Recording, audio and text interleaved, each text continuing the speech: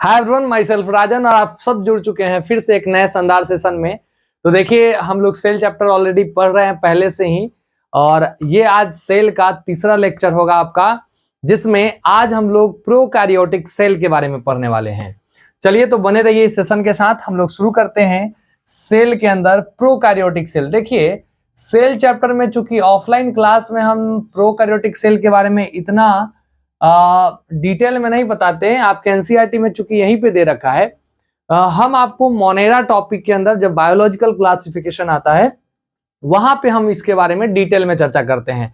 तो चलिए, कोई बात नहीं है, हम लोग चूंकि ऑनलाइन में पढ़ रहे हैं तो यहाँ डिटेल में पढ़ लेते हैं, और ऐसे ऑफलाइन क्लास में हम आपको मोनेरा लगभग चीज हम आपको सेल चैप्टर में पढ़ा देते हैं, लेकिन कुछ जो पार्ट है चूंकि समझ में हो सकता है कि नहीं आए, इसलिए हम मोनेरा में पढ़ाते हैं। जैसे अब यहीं पे सेल वॉल है, हम आपको बताएंगे, लेकिन इसके बारे में बताएंगे कंपोजिशन के बारे में, वो मोनेरा में ही बताएंगे। चलिए, तो शुरुआत करते हैं आज सेल का तीसरा लेक्चर, और वो है प्रोकैरियोटिक सेल। सुनिए ध्यान से। प्रोकैरियोटिक सेल के बारे में सबसे पहला आपके दिमाग में जैसे ही प्रोकैरियोटिक सेल आता है तो आपके दिमाग में क्लियर होना चाहिए कि prokaryotic less develop nucleus. Pro मतलब पुराना और कैरियोटिक न्यूक्लियस यानी लेस डेवलप न्यूक्लियस, वैसा सेल जिसमें न्यूक्लियस लेस डेवलप हो उनको हम प्रोकैरियोटिक सेल कहते हैं। ये बात जब क्लियर हो जाएगा, अब दिमाग में आता है सर लेस डेवलप सेल होगा, न्यूक्लियस लेस डेवलप कैसा होता है? तो मेम्ब्रेन लेस यानी मेम्ब्रेन नहीं हो जिस न्यूक्लियस में, उनको हम क्या बोलते हैं? लेस डेवलप न्यूक्लियस, यानी लिखा हुआ है नो मेम्ब्रेन बाउंड न्यूक्लियस, और साथ साथ इसमें कोई मेम्ब्रेन बाउंड ऑर्गेनेल्स भी नहीं होते हैं। क्लियर? जैसे इसमें कहा जाए तो किसको रखा गया? बैक्टीरिया। मोनेरा सोल मेंबर है। समझ बात? मोनेरा के अगर बात करें, मोनेरा का सोल मेंबर है बैक्टीरिया, और वही प्रोकैरियोटिक होता है। यानी बैक्टीरिया हो गया, इसी में आ जाएगा ब्लू ग्रीन एल्गी, माइकोप्लाज्मा, इसी का आता है प्लूरोनिमोनिया लाइक ऑर्गेनिज्म। समझ में आ रहा बात? तो ये सारे के सारे इसमें इंक्लूड किए जाते हैं प्रोकैरियोटिक सेल में। अब आता है कि सर ये जनरली कैसा होता है? एकदम माइक्रोस्कोपिक छोटा होता है और बहुत तेजी से डिवाइड करते हैं, मतलब अपना संख्या जो है बहुत तेजी से बढ़ाते हैं यूकैरियोटिक सेल के कंपैरिजन में। इनका शेप साइज भी अलग अलग तरह का होता है। समझ में बात? ये भी बहुत वेरी करता है। आप कुछ सेल का यहाँ पर आप देख पा रहे हैं, रॉड शेप्ड बैक्टीरिया। समझ में आ रहा बात? ये फ्लैजिला है, इसमें फ्लैजिला जो बैक्टीरिया को क्या करता है? मूव करने में मदद करता है। हम लोग मोनेरा जब टॉपिक पढ़ेंगे उस समय देखेंगे, एक फ्लैजिला होगा तो क्या कहेंगे, नहीं होगा फ्लैजिला तो क्या कहेंगे। मोटाइल बैक्टीरिया में जनरली फ्लैजिला पाया जाता है। चलिए आगे हम लोग बात करते हैं, अगले स्लाइड पे चलते हैं।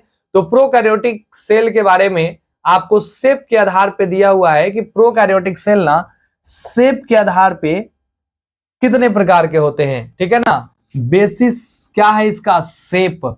तो शेप के आधार पे बैसिलस बैक्टीरिया अलग अलग 4 ग्रुप में बटा हुआ है, बैसिलस, कोकस, विब्रियो और स्पाइरलम। इसका भी क्लासिफिकेशन है जो हम लोग मोनेरा में पढ़ेंगे।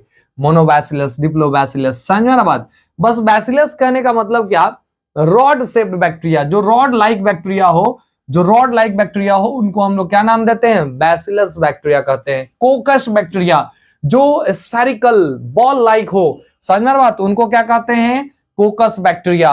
विब्रियो कॉमा शेप्ड, कॉमा हम लोग देते हैं ना, कॉमा शेप्ड बैक्टीरिया जो आपको यहां दिख रहा है, विब्रियो बैक्टीरिया। स्पाइरलम जो स्पाइरल कॉपी होता है वो ऐसा होता है। क्लियर? तो ये spiral shaped bacteria spirillum bacteria में आता है। क्लियर? तो ये शेप के आधार पे हम लोग देखे, ये मोनेरा में भी आपको पढ़ना है, क्योंकि यहां भी बता दिए, चूंकि प्रोकैरियोटिक सेल का चर्चा हो रहा था। अब आता है सर बारी मेन प्रोकैरियोटिक सेल के स्ट्रक्चर को समझने का। तो अब हम लोग इसको ध्यान से समझते हैं, क्योंकि हम एक डायग्राम बनाएंगे आपके सामने ताकि आपको इजिली समझ में आए कि अच्छा प्रोकैरियोटिक सेल कुछ इस तरह का होता है, और उस प्रोकैरियोटिक सेल में ये सारे के सारे स्ट्रक्चर्स हम लोग देखेंगे। क्लियर? तो चलिए बने रहिएगा। हम लोग बात करते हैं प्रोकैरियोटिक सेल के बारे में। जो बैक्टीरिया है उसके बारे में एक तरह से कहा जाए, डायग्राम अगर बनाएंगे हम, तो एक रफ डायग्राम हम ले रहे हैं प्रोकैरियोटिक सेल का। तो देखिए, हम आपको यहां बना दिए एक बाहर से आउटर कवरिंग सेल वॉल। समझ में बात। अब सेल वॉल जो है किसी किसी बैक्टीरिया में इसके बाहर से स्लाइम लेयर के रूप में सेल इन्वेलप बाहर से कुछ इस तरह से होता है, और किसी किसी बैक्टीरिया में बाहर के तरफ से हार्ड स्ट्रक्चर होता है। हार्ड स्ट्रक्चर मतलब कुछ इस तरह का होगा। हम इसको क्या कहते हैं, इसको कैप्सूल नाम देते हैं।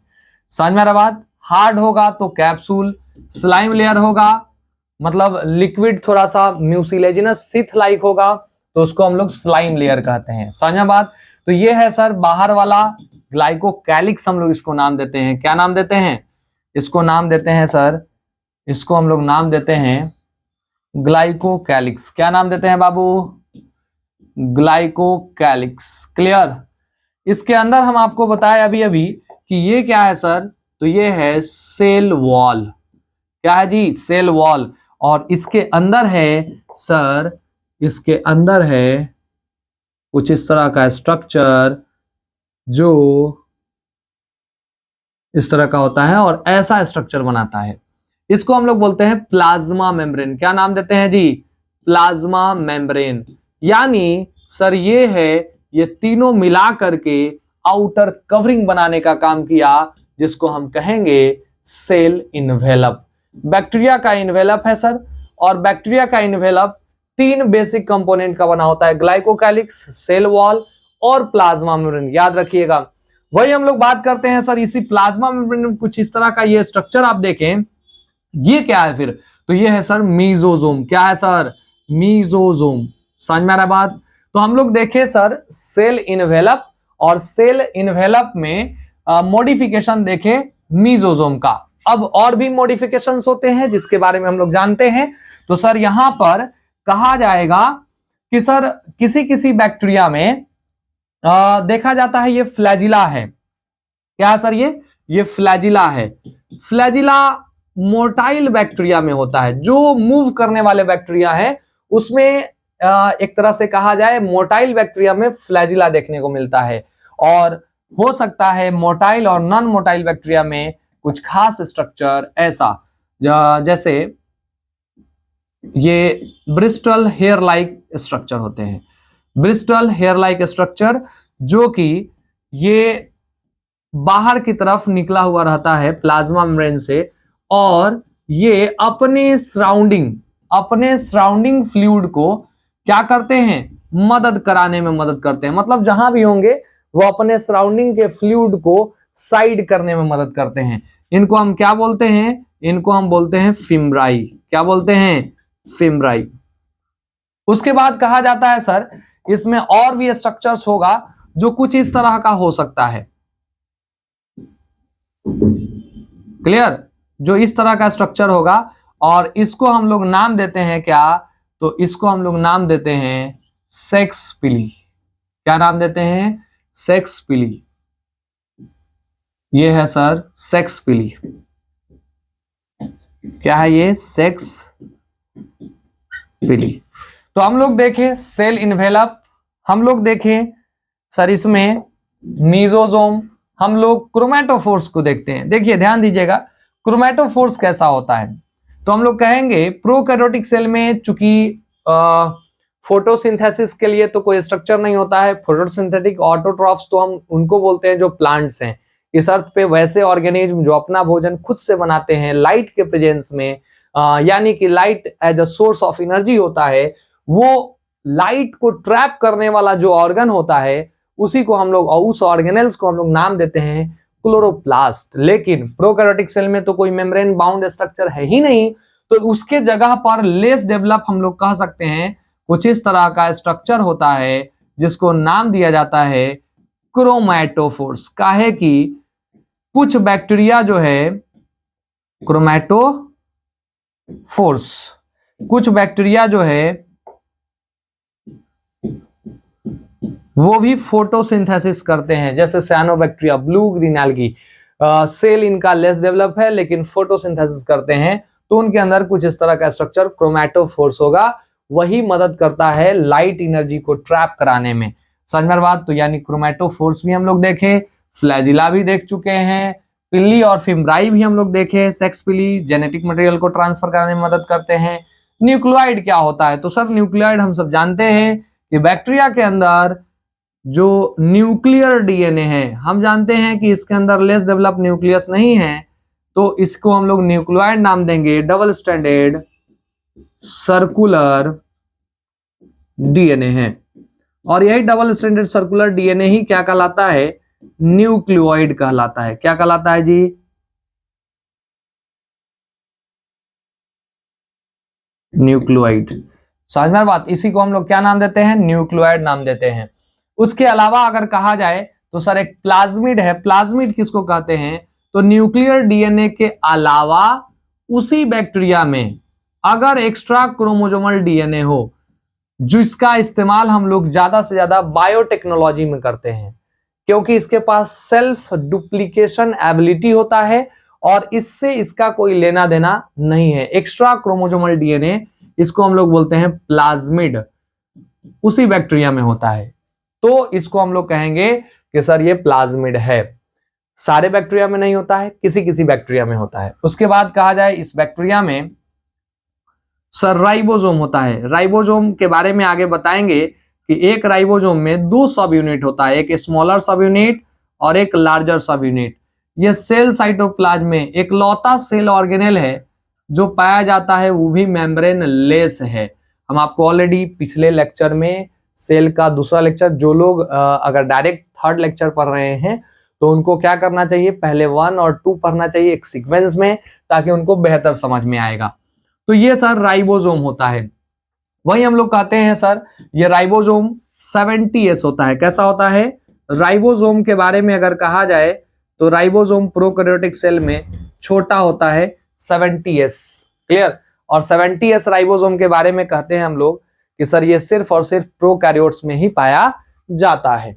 उसके बाद अगर बात करें हम लोग तो सर अगला जो ऑर्गेनेल है, इसमें ऐसे तो क्रोमैटोफोर्स यूकैरियोट्स में होता है, क्लोरोप्लास्ट, उसके जगह पे फोटोसिंथेटिक बैक्टीरिया में क्रोमैटोफोर्स होता है। लेकिन इसके अलावा भी हम लोग कहते हैं कि जैसे कुछ एक्वेटिक बैक्टीरिया है जो पानी में रहते हैं, उनके अंदर बैलेंसिंग के लिए बॉडी को बैलेंस बनाने के लिए पाया जाता है गैस वैक्यूल। सारे में नहीं होता है, ये सब कुछ कुछ बैक्टीरिया में है। जैसे गैस वैक्यूल उनको बैलेंस बनाने में मदद करते हैं, तो हम लोग गैस वैक्यूल भी पढ़े। और साथ साथ कहा जाता है मेम्ब्रेन लेस स्ट्रक्चर होता है जो स्टोर करके रखवाने में मदद करता है न्यूट्रिएंट्स को, ग्लाइकोजन ग्रैन्यूल्स, सैनोफाइसियन स्टार्च, ये सब के फॉर्म में, जिसको हम लोग बोलते हैं इंक्लूजन्स बॉडी। क्या बोलते हैं जी? Inclusions body. ये सब कहाँ होता है सर? तो ये सब पाया जाता है सेल के साइटोप्लाज्म में। कहाँ होता है सर? सेल के साइटोप्लाज्म में। यानी एक प्रोकैरियोटिक सेल की अगर बात करें तो हम लोग इतना सारा स्ट्रक्चर पढ़ेंगे अभी। एक cell envelope, mesosome, chromatophores, flagella, pili fimbriae, nucleoid, plasmid, ribosome, inclusions body और गैस वैक्यूल। समझ में आ रहा बात? ये सारे के सारे कहाँ होंगे? ये सब होंगे इस साइटोप्लाज्म के अंदर। यानी साइटोप्लाज्म के बारे में हम लोग पढ़ेंगे। यानी सेल इन्वेलप पहला, दूसरा साइटोप्लाज्म और तीसरा होता है न्यूक्लियस, जो यहां पर न्यूक्लियोइड के फॉर्म में है। यानी सर हम लोग प्रोकैरियोटिक सेल की अगर बात करें तो सेल को ये कंप्लीट सेल को ये रिप्रेजेंट करता है। यानी सेल इन्वेलप भी है, इसमें साइटोप्लाज्म भी है, न्यूक्लियस भी है। लेकिन हाँ, ऐसे न्यूक्लियस को हम लेस डेवलप न्यूक्लियस, न्यूक्लियोइड या जीन पोर कहते हैं। समझ में बात? तो यही आज हम लोग एक एक करके पढ़ने वाले हैं। ये एक रफ डायग्राम के द्वारा हम आपको समझाने का कोशिश किए प्रोकैरियोटिक सेल। क्लियर? अब रही बात नोट आपको कहां से करना है, वो टेलीग्राम चैनल से आपको ये नोट आपको, चूंकि हम अभी पीपीटी के माध्यम से समझा रहे हैं, लेकिन फेयर बनाने के लिए, फेयर करने के लिए आपको एक अलग से टेलीग्राम चैनल का हम लिंक देंगे डिस्क्रिप्शन में इस वीडियो के। वहां से आप जुड़ेंगे और वहां से फिर आप अलग फेयर में कॉपी करेंगे। क्लियर? चलिए, तो हम लोग एक एक करके चलते हैं, आगे बढ़ते हैं। अब हम लोग बात करने वाले हैं सर अगले स्लाइड के बारे में। अगर चर्चा करें हम, तो अगले स्लाइड पे हम लोग पढ़ने वाले हैं एक एक करके सेल इन्वेलप के बारे में। सबसे पहले हम आपको सेल इन्वेलप के बारे में पढ़ाएंगे। अभी बताया 3 कंपोनेंट होता है प्रोकैरियोटिक सेल में, तो सबसे पहला हम सेल इन्वेलप शुरू करने जा रहे हैं। तो सेल इन्वेलप की अगर बात करिएगा सर आप, तो सेल इन्वेलप में 3 चीज होता है। कितने चीज होते हैं? 3 चीज होता है। एक बाहर वाला जो है वो कहलाता है कैप्सूल, जो आपको ये दिख रहा है, ये है कैप्सूल। अब यहाँ पे कैप्सूल हम अभी आपको बताए हैं कि ये ग्लाइकोकैलिक्स जब हम आपको पढ़ाएंगे तो ये 2 फॉर्म में आएगा, एक कैप्सूल आएगा और एक स्लाइम लेयर आएगा। अब आता है कि दोनों का अलग अलग फंक्शन है, अलग अलग जगह पे अलग अलग बैक्टीरिया के अंदर इन्वेलप के रूप में जो ग्लाइकोकैलिक्स होगा वो पाया जाएगा। जैसे कैप्सूल होगा, हमेशा किसी होस्ट के अंदर जब इंफेक्शन करता है बैक्टीरिया, तो उसके बाहर से एक कवच के रूप में, मतलब उसको प्रोटेक्ट कराने के लिए कैप्सूल का लेयर होता है। लेकिन स्लाइम लेयर किस में होगा? तो हम लोग कहेंगे वाटर और न्यूट्रिशन लॉस से बचाता है। बैक्टीरिया में जो वाटर होगा या न्यूट्रिशन होगा उसको लॉस होने से बचाने का कार्य करता है। वो कौन है? Slime layer. ये चिपचिपा होगा। समझ में आ रहा बात? अभी हम लोग बात करेंगे एक एक करके एक एक लेयर के बारे में। तो ये हो गया सर ग्लाइकोकैलिक्स। जस्ट इसके अंदर होता है सेल वॉल और उसके अंदर होता है प्लाज्मा मेम्ब्रेन। जो आपको दिख रहा है यहाँ पीला कलर से बना हुआ है, वो है सेल वॉल, और उसके अंदर ग्रीन कलर से एक एक लेयर हट के बना हुआ है, ये है प्लाज्मा मेम्ब्रेन। यानी सर ये एक तरह से कहा जाए कॉम्प्लेक्स प्रोटेक्टिव कवरिंग होता है सेल इन्वेलप बैक्टीरिया के अंदर, जो कि 3 बेसिक कंपोनेंट का बना हुआ है, ग्लाइकोकैलिक्स, सेल वॉल और प्लाज्मा मेम्ब्रेन। आगे हम लोग बात करते हैं सर नेक्स्ट प्रोकैरियोटिक सेल में। अब एक एक करके उन तीनों के बारे में हम लोग पढ़ेंगे जो इसके अंदर हम लोग ग्लाइकोकैलिक्स, सेल वॉल और प्लाज्मा मेम्ब्रेन के बारे में अभी पढ़े हैं। तो देखिए ध्यान दीजिएगा आप लोग, सेल इन्वेलप के बारे में हम लोग पढ़ना शुरू कर चुके थे, जिसमें सबसे पहला सेल इन्वेलप के रूप में ग्लाइकोकैलिक्स हमको दिखा। और ग्लाइकोकैलिक्स आउटर लेयर कहलाता है, बाहर के तरफ से जब भी होगा बाहर से होगा। इसके बारे में हम आपको जब चैप्टर के अंदर पढ़ाएंगे। अभी तो प्रोकैरियोटिक और यूकैरियोटिक का बेसिक क्लास हम आपको बता रहे हैं। जब चैप्टर शुरू होगा सेल का एक कंप्लीट ओवरव्यू बताएंगे और उसके बाद शुरू करेंगे, तो उसमें हम बताएंगे कि ग्लाइकोकैलिक्स को कहा जाता है सेल कोट। कोट कहने का मतलब हमेशा जब भी ग्लाइकोकैलिक्स का नाम होगा उस समय आपको ध्यान में रखना होगा कि हमेशा ये बाहर से ही होगा। समझ में बात? ये अगर देखा जाए तो अलग अलग बैक्टीरिया में थिकनेस इसका अलग अलग होता है। ये 2 रूप में होता है, एक स्लाइम लेयर और एक कैप्सूल। स्लाइम लेयर हम अभी बताया कि वाटर और न्यूट्रिशन लॉस से बचाता है, बाहर के तरफ से होगा। अगर हार्ड सरफेस होगा बाहर से तो उसको नाम देते हैं कैप्सूल, और ये प्रोटेक्ट करता है होस्ट के इम्यून सिस्टम से। क्लियर? चलिए आगे बढ़ते हैं। हम लोग ग्लाइकोकैलिक्स के बारे में पढ़े। अब दूसरा क्या है sir? Cell wall. Cell wall के बारे में अगर समझा जाए तो ग्लाइकोकैलिक्स के जस्ट अंदर आएगा, यानी कि मिडिल लेयर है। अगर प्लाज्मा मेम्ब्रेन सबसे अंदर है तो ये सेल इन्वेलप में मिडिल लेयर होगा। और प्रोकैरियोट्स में हम लोग कहेंगे हर एक प्रोकैरियोट्स में सेल वॉल होगा। प्लांट में भी सेल वॉल होता है, प्रोकैरियोट्स में भी सेल वॉल होता है, लेकिन केमिकल कंपोजिशन सबका अलग होगा। जब सेल वॉल की बात होगी प्रोकैरियोट्स में, तो हम आपको जब मोनेरा पढ़ाएंगे उस समय बताएंगे, जनरली बना होता है पेप्टिडो ग्लाइकन का।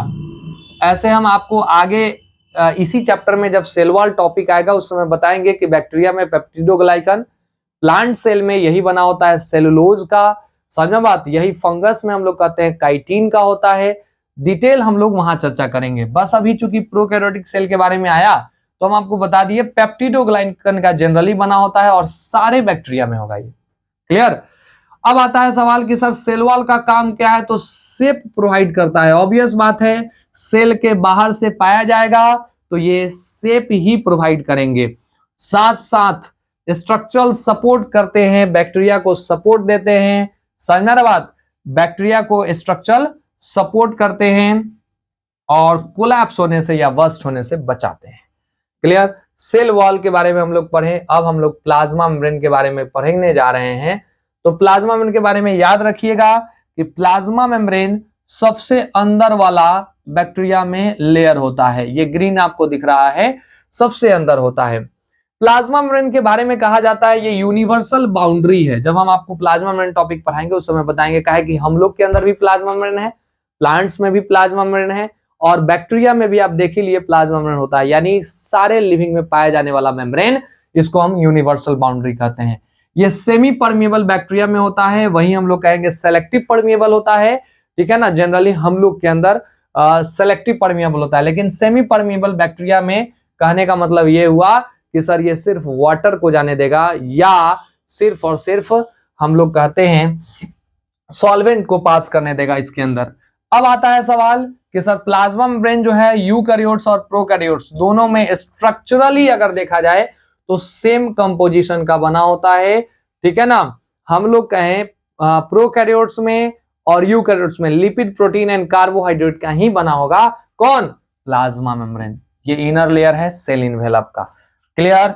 चलिए आगे बढ़ते हैं हम लोग, नेक्स्ट बात करते हैं प्रोकैरियोटिक के सेल इनवेलप से रिलेटेड। अब लास्ट पॉइंट आपको एक स्टेनिंग प्रोसेस बताना है। ये देखिए प्रोकैरियोटिक सेल का अगर देखा जाए तो हम लोग स्टेनिंग करने जा रहे हैं। स्टेनिंग ऑफ बैक्टीरिया क्या होता है? देखिए स्टेनिंग कहने का मतलब वॉश करना। जैसे हम लोग कपड़ा को धोते हैं ना सर्फ एक्सेल में, तो उसको स्टेनिंग कहेंगे। उसी तरह से हम क्या करने जा रहे हैं, प्रोकैरियोटिक सेल को वॉश करने जा रहे हैं। ऐसा सबसे पहले किसने किया था? हांस क्रिस्टियन ग्राम ने। समझ में बात? हांस क्रिस्टियन ग्राम ने क्या किया तो सर क्रिस्टल वायलेट और पोटेशियम आयोडाइड सॉल्यूशन लिया और उसमें बैक्टीरिया को रख दिया।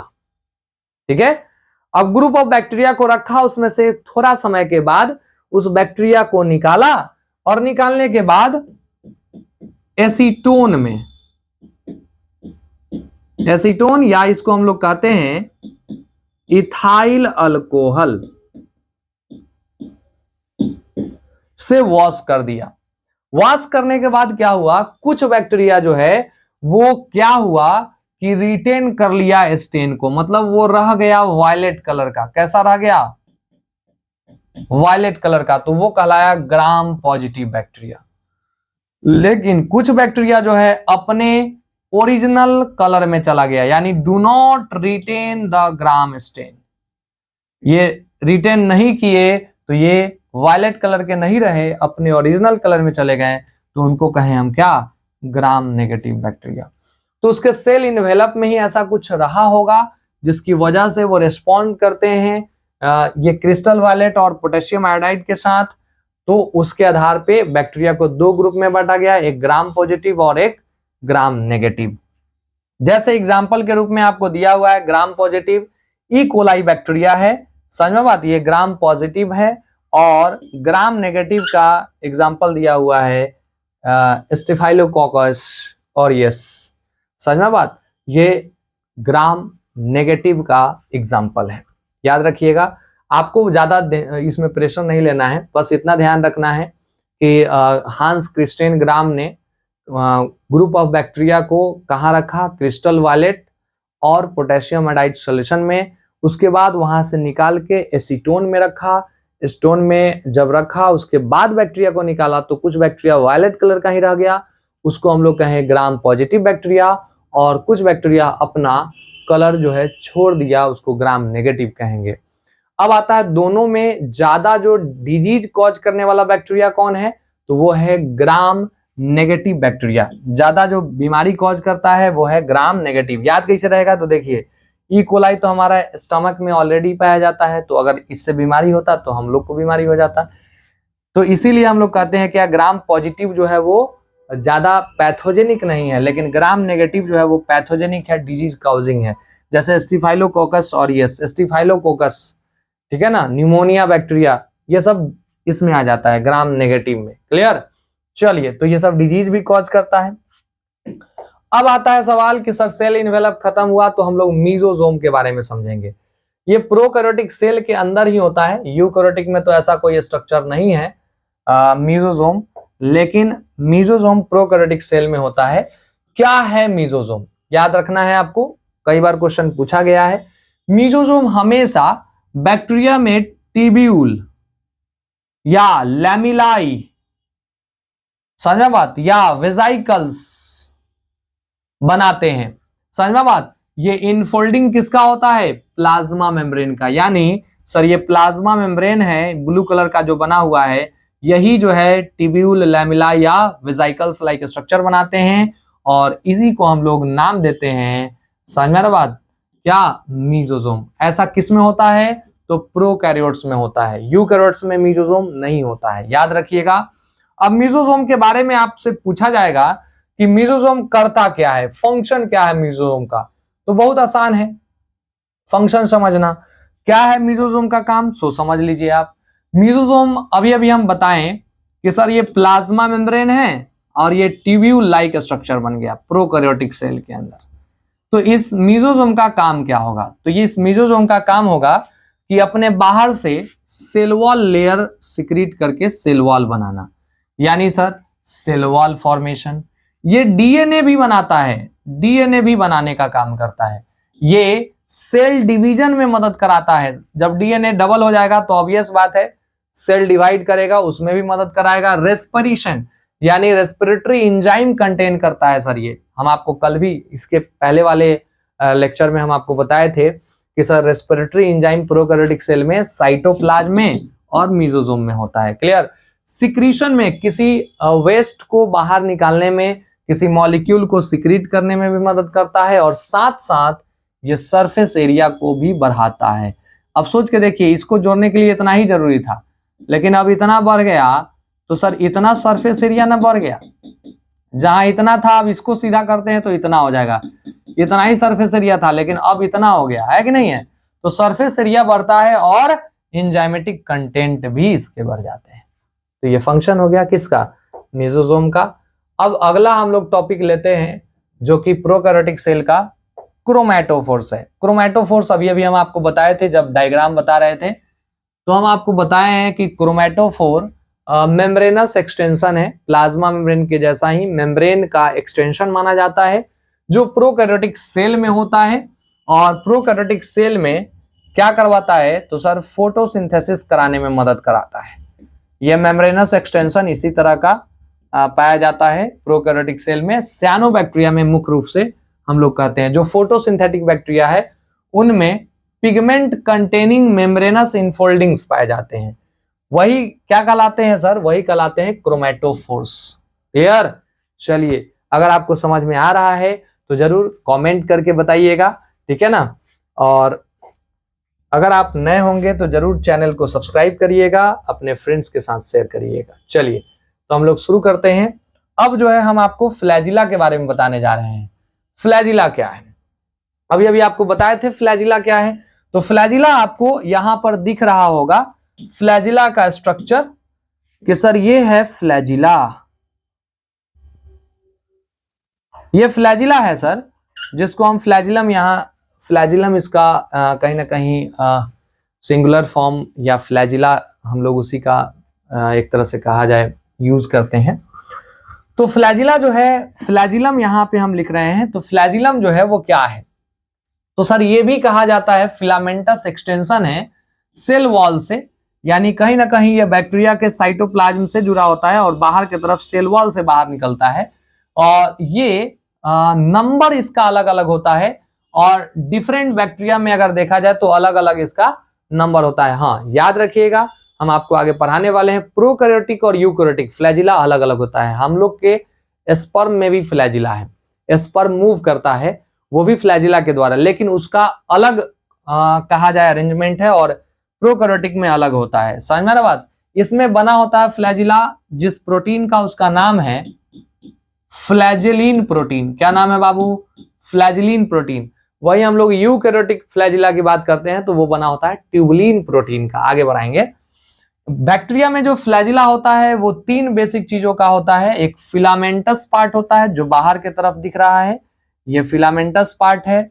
दूसरा हुक होता है, ये आपको हुक दिख रहा है यहाँ पर। और तीसरा इसके अंदर होता है क्या? बेसल बॉडी, जो फ्लैजिला बनाता है। बेसल बॉडी, हुक और बाहर की तरफ फिलामेंट। उसके बाद हम लोग कहते हैं ये कहा जाता है फिलामेंट के बारे में, ये लॉन्गेस्ट पोर्शन एक्सटेंड पार्ट होता है, ठीक है ना, सेल के सरफेस से बाहर के तरफ। अब आता है सर नेक्स्ट फ्लैजिला के बारे में बात कर लिए, तो अब जो है थोड़ा सा पिल्ली और फिम्ब्राई के बारे में भी हम लोग बात करेंगे। सर पिल्ली और फिम्ब्राई क्या है, इसको हम लोग समझते हैं। पिल्ली और फिम्ब्राई क्या है? देखिए पिल्ली के बारे में कहा जाता है ये सेक्स पिल्ली है जो बैक्टीरिया में जेनेटिक मटेरियल को ट्रांसफर करने के लिए एक बैक्टीरिया से दूसरे बैक्टीरिया में ट्यूबुलर स्ट्रक्चर होता है जो मदद करता है, ठीक है ना, जेनेटिक मटेरियल को ट्रांसफर कराने में। क्लियर? इसमें अगर आपको देखा जाए तो ये पिल्ली या पाइलस, इसी का हम लोग सिंगुलर फ्लोरल फॉर्म कहते हैं। ये पिल्ली है, इसका सिंगुलर फॉर्म पाइलस आपको यूज करके बताया गया है यहाँ पर। तो ये बहुत सारा ऐसा होता है, क्लियर, जो दो बैक्टीरिया के बीच में जेनेटिक मटेरियल को ट्रांसफर करने में मदद करता है। फिम्ब्राई के बारे में अगर कहा जाए तो फिम्ब्राई फिंगर लाइक प्रोजेक्शंस होते हैं, या हम लोग कह सकते हैं हेयर लाइक ब्रिस्टल स्ट्रक्चर होते हैं जो प्लाज्मा मेम्ब्रेन से सेल से बाहर निकला रहता है और अपने सराउंडिंग फ्लूइड को मूव कराने में मदद करते हैं। क्योंकि इसमें आपको फिम्ब्राई के बारे में नहीं दिया है, लेकिन अगर हम आपको बताएं कि डायग्राम कैसा होगा फिम्ब्राई का, तो बस एकदम हेयर जैसा। चूंकि यहां पर आपको पिल्ली जैसा ही दिख रहा होगा, लेकिन नहीं, ये एकदम उससे भी पतला पतला हेयर लाइक प्रोजेक्शंस होते हैं। उसी को हम लोग नाम देते हैं फिम्ब्राई, जो अपने सराउंडिंग फ्लूइड को क्या करते हैं, मूव कराने में मदद करते हैं। अब है अगला टॉपिक न्यूक्लियोइड। ये इंपॉर्टेंट है। एक सेल के अंदर साइटोप्लाज्म के अंदर हम लोग ये सारा स्ट्रक्चर देखे। सेल के अंदर साइटोप्लाज्म में अलग अलग स्ट्रक्चर पाया जाता है, जैसे हम लोग कहेंगे राइबोसोम, जैसे क्रोमैटोफोर्स। तो अब न्यूक्लियोइड भी साइटोप्लाज्म के अंदर ही होता है। देखिए यही है न्यूक्लियोइड, डीएनए का थ्रेड है, वो भी बिना हिस्टोन प्रोटीन का, नेकेड होता है। इसमें कोई मेम्ब्रेन नहीं होता है, नेकेड सर्कुलर जीनोमिक डीएनए है। उसी को हम लोग कह सकते हैं ये जेनेटिक मटेरियल है और साथ साथ प्रोटीन। तो ये हम लोग कहेंगे क्या, न्यूक्लियोइड स्ट्रक्चर है। बहुत सारे बैक्टीरिया में अगर कहा जाए तो सर्कुलर डीएनए पाया जाता है, ठीक है ना। इसके अलावा उसको हम लोग नाम देते हैं क्या, प्लाज्मिड। और प्लाज्मिड जो है सर वो बैक्टीरिया में पाया जाता है और इसका यूज हम लोग करते हैं बहुत जगह पे। कहा जाएगा क्या, किस चीज के लिए, तो हम लोग इसका यूज करते हैं जेनेटिक रिकॉम्बिनेशन में, ठीक है ना, कोई प्रोडक्ट बनाने के लिए बायोटेक में यूज करते हैं। क्लास 12th में हम आपको बताएंगे, क्योंकि इसका स्पेशल कैरेक्टर बैक्टीरियल, ये एंटीबायोटिक रेसिस्टेंस प्लाज्मिड होता है। यानी सारे बैक्टीरिया में नहीं होता है, कुछ बैक्टीरिया में पाया जाता है प्लाज्मिड। यहाँ पे आपको लिखा हुआ भी है, उसको अलग से भी हम आपको बताएं यहाँ प्लाज्मिड के बारे में कि प्लाज्मिड क्या है। तो प्लाज्मिड के बारे में हम लोग यहाँ पे देखिए, ये न्यूक्लियर डीएनए था, इसके अलावा यहाँ पर ये वाला डीएनए क्या है, प्लाज्मिड है। तो प्लाज्मिड एक्स्ट्रा क्रोमोसोमल डीएनए है, समझना बात, जिसका न्यूक्लियर डीएनए से कोई लेना देना नहीं है। अगर हम उसको निकाल भी लेते हैं तो बैक्टीरिया में कोई फर्क नहीं पड़ेगा, वो रेप्लिकेट कर लेगा अपना नया प्लाज्मिड। सेल्फ रेप्लिकेशन एबिलिटी होता है प्लाज्मिड के पास, समझ में आ रहा बात। चलिए आगे बढ़ते हैं। हम नेक्स्ट हम लोग बात कर लेते हैं राइबोसोम। इसी सेल साइटोप्लाज्म में एक स्ट्रक्चर होता है जो प्रोटीन बनाने का काम करता है, यानी बैक्टीरिया में प्रोटीन बनाना राइबोसोम का काम है। जैसे हम लोग के सेल साइटोप्लाज्म में राइबोसोम होता है, उसी तरह से प्रोकैरियोटिक सेल में भी राइबोसोम प्रोटीन सिंथेसिस में मदद कराते हैं। आपको ध्यान में रखना है कि राइबोसोम के बारे में यहाँ पे दिया हुआ है, छोटा छोटा ये स्ट्रक्चर बना हुआ है। राइबोसोम ना दो सब यूनिट का, हम चैप्टर जब शुरू करेंगे उसमें बताएंगे कि राइबोसोम में दो सब यूनिट्स होते हैं। एक होता है लार्जर सब यूनिट, एक क्या होता है सर,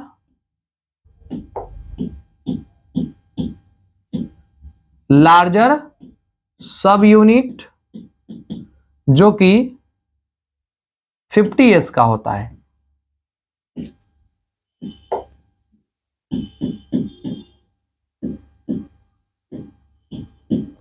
अब एस क्या है, ये साइज और डेंसिटी, इसका साइज और डेंसिटी बताता है।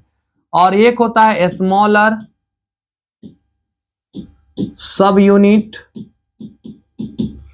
जिसका साइज 40s होता है, तो 30s होता है। इसका साइज अगर देखा जाए तो 30s होता है, यानी 30 और 50 को मिला दिया जाए तो सर ये 80s लग रहा है। लेकिन 10s जब दोनों साथ में आते हैं तो इसका कुछ पार्ट इसमें धस जाता है, तो ओवरऑल 70s कहलाते हैं। वहीं हम लोग के सेल साइटोप्लाज्म में टोटल 80s का पाया जाता है और सेल ऑर्गेनेल्स में 70s होता है। आगे पढ़ना है राइबोसोम के बारे में डिटेल में, अभी तो सिर्फ बता रहे हैं, ठीक है ना। राइबोसोम जो है ये कहीं ना कहीं एसोसिएटेड होता है प्लाज्मा मेम्ब्रेन प्रोकैरियोटिक सेल के अंदर। इसमें 2 सब यूनिट होते हैं, एक लार्जर सब यूनिट 50s और एक छोटा 30s, दोनों मिल करके 70s बनाते हैं। याद रखिएगा 70s क्यों है, अलग अलग जोड़ेंगे तो 80 हो जा रहा है। इसका 10s घसता है। पूरा का पूरा हम आपको डायग्राम के थ्रू पढ़ाएंगे जब आगे कंटिन्यू करेंगे। हम लोग कहेंगे क्या एस क्या है, तो सेडिमेंट्री कोएफिशिएंट है, और ये कहलाता है क्या, ये इनडायरेक्ट वे में ये साइज और डेंसिटी को बताता है राइबोसोम का। राइबोसोम बना किस चीज का होता है, तो राइबोसोम बना होता है आरआरएनए का, rRNA ribosomal RNA plus protein का। काम क्या करता है सर, तो काम करता है ये प्रोटीन बनाने का। अगले मतलब स्लाइड पे हम लोग इसके फंक्शंस के बारे में जान लेते हैं, काम क्या है। तो देखिए राइबोसोम के बारे में कहा जाए तो ये ट्रांसलेशन में मदद कराता है। ट्रांसलेशन कहने का मतलब है प्रोटीन सिंथेसिस में मदद कराता है। क्लियर, राइबोसोम किस चीज में मदद कराता है, प्रोटीन सिंथेसिस में मदद कराता है। और दूसरा हम लोग कहेंगे क्या कि सर बहुत सारा राइबोसोम मिल करके एमआरएनए से अगर अटैच्ड होगा तो प्रोटीन सिंथेसिस में ये पॉलीराइबोसोम कहलाएगा। यानी कि सर ये राइबोसोम है और बहुत सारा राइबोसोम मिल करके प्रोकैरियोटिक सेल के साइटोप्लाज्म में जब प्रोटीन बनाता है तो इस तरह से अरेंज्ड होता है सेवरल राइबोसोम। क्या है ये, राइबोसोम। और ये क्या है सर, ये है एमआरएनए, और यही दोनों मिला दिया जाए तो क्या कहलाता है, पॉलीराइबोसोम, जो प्रोटीन सिंथेसिस कराते हैं, या पॉलीजोम भी इसको कहते हैं। क्लियर, तो पॉलीजोम कहते हैं, लिखा होगा। सेवरल राइबोसोम में attach to single mRNA to form a chain called polyribosome या polysome. Ribosome of a polysome translate the mRNA into protein. यानी इसमें जेनेटिक कोड्स होते हैं, ये 12th क्लास में आप पढ़िएगा, और उसमें जो कोड होता है उसके अकॉर्डिंग वो अमीनो एसिड का चेन बना देता है और वहीं आगे चल करके प्रोटीन कहलाता है। तो ये हम लोग राइबोसोम के बारे में पढ़े। अब न्यू इंक्लूजन्स बॉडी क्या होता है इसको भी समझ लीजिए। इंक्लूजन्स बॉडी प्रोकैरियोटिक सेल के अंदर छोटे छोटे स्टोर्ड ग्रैन्यूल्स यहां बना हुआ है। जो खाना है वो स्टोर होता है प्रोकैरियोटिक सेल में, वही इंक्लूजन्स बॉडी है। किस रूप में, तो sir phosphate granules, cyanophycean granules, glycogen granules. ये नीट में पूछा हुआ क्वेश्चन है, समझ में आ रहा बात। ये नॉन मेम्ब्रेनस होता है, याद रखिएगा, और स्टोर करता है रिजर्व मटेरियल को साइटोप्लाज्म के अंदर, प्रोकैरियोटिक सेल के अंदर। उसी को इंक्लूजन्स बॉडी हम लोग कहते हैं। चलिए आगे बढ़ते हैं। नेक्स्ट हम लोग बात करेंगे गैस वैक्यूल का। ये गैस वैक्यूल क्या होता है, तो ध्यान रखिएगा। गैस वैक्यूल हम आपको बताए थे, अभी डायग्राम पढ़ाए उस समय, कि गैस वैक्यूल जो है ये हेल्प करता है एक्वेटिक बैक्टीरिया में। देखिए एक्वेटिक बैक्टीरिया में ऐसा स्ट्रक्चर होगा, सारे बैक्टीरिया में नहीं, किसमें, एक्वेटिक बैक्टीरिया में गैस वैक्यूल होगा।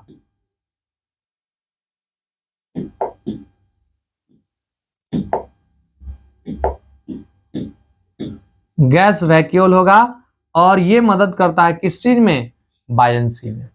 यानी बैक्टीरिया पानी में पाया जाएगा तो उसको बैलेंस करने में मदद करेगा, ठीक है ना।